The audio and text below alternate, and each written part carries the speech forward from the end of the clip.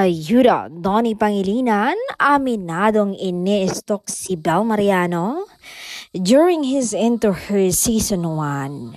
Paliwanag ng aktor ay tinitignan niya daw kung ano ang makakapartner niya. Ini-stalk ko pa nga rin siya hanggang ngayon paggabi.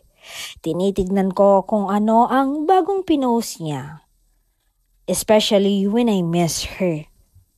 Na pag-aamin ng binata. Dagdag pa ng aktor, naging habit ko na nga siya, kaya't hanggang ngayon sa panaginip, siya pa rin ang nakikita ko.